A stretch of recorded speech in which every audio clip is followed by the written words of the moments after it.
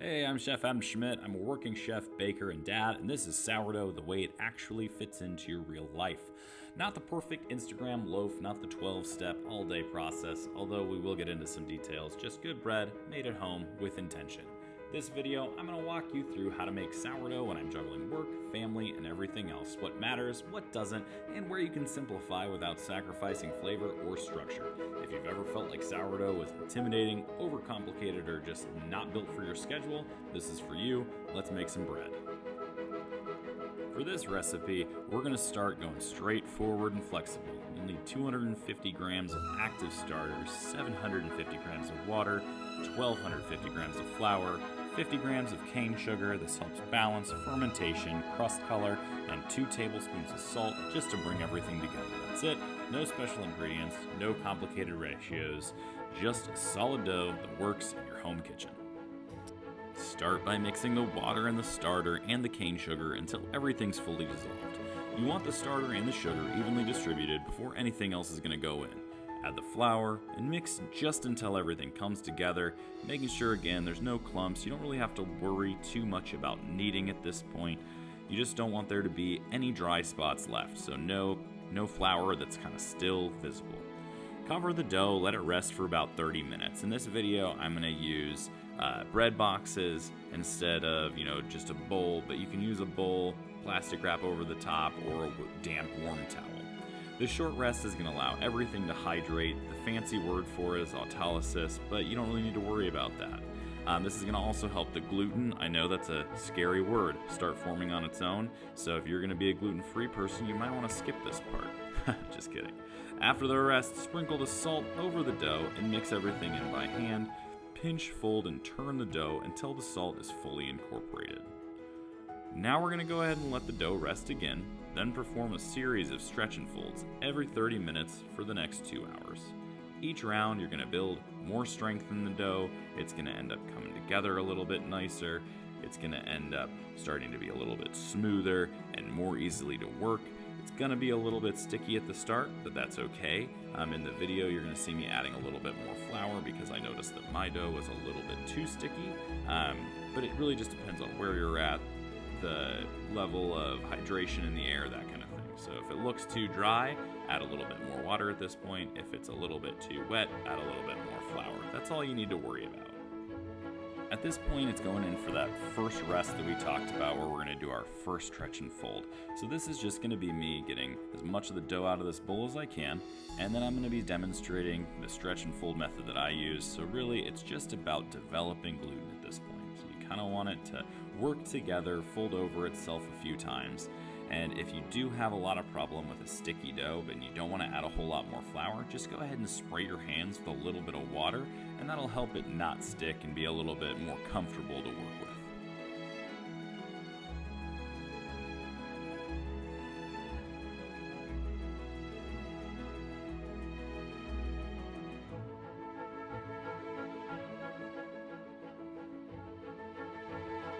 In between all these stretch and folds over your first couple hours, you will notice that as it starts to get a little bit less sticky, you won't want to add any more flour. So what I do is always in between stretch and folds, I'll spray my hands with water, and again, that's just going to help make the whole process a little bit easier and a little bit more carefree. I also use gloves in a lot of these videos, mainly because I'm working in a commercial kitchen.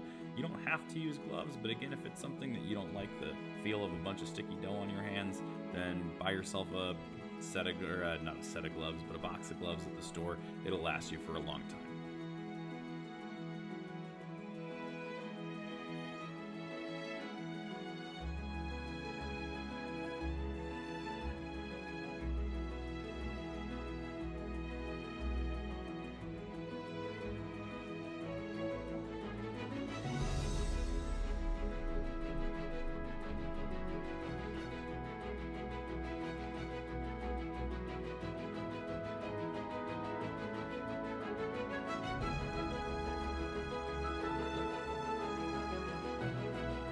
We are at an exciting point now where we're going to start shaping our loaves.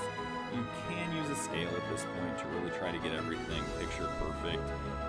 I tend to not unless I'm doing it in the bakery for specific loaves.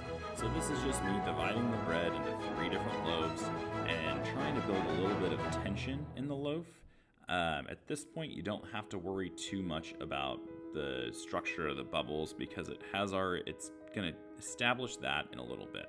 So you shape it up nice, and then the next ferment process is going to take about 4 hours, and you're going to let the dough get nice and poofy. This is going to add to that air pockets in there that we call crumb.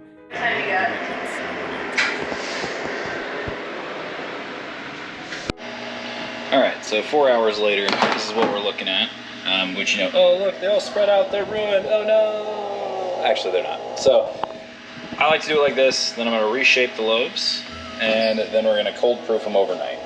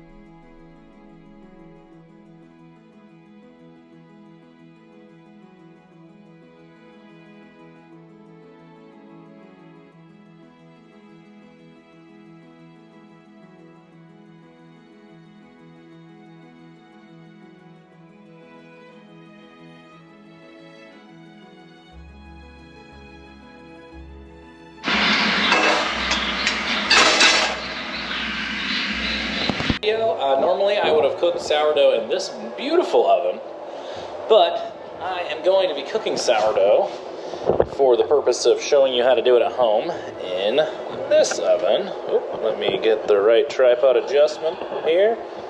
So we're going to be doing it inside that little baby Dutch oven. Alright, now that we got that out of the way, this is what our wonderful sourdough loaves look like after they have been stretched and proofed and bulk fermented for about 18 hours and then pulled back out, shaped up a little bit just to kind of get a little tension in there. And then I'm going to flour the tops and score them, and then we're going to go into the Dutch oven on a little piece of baking paper. So I'll show you kind of how that goes. You can do it tons of different ways. I'm going to go kind of over here, go across the top, round it back down. Yeah, you can do this with a razor, you can do it with all sorts of stuff, but at the end of the day, all you're doing is cutting the top of bread. All right, the other important thing to do before you're gonna put it in the Dutch oven is get a nice handy dandy bottle ready.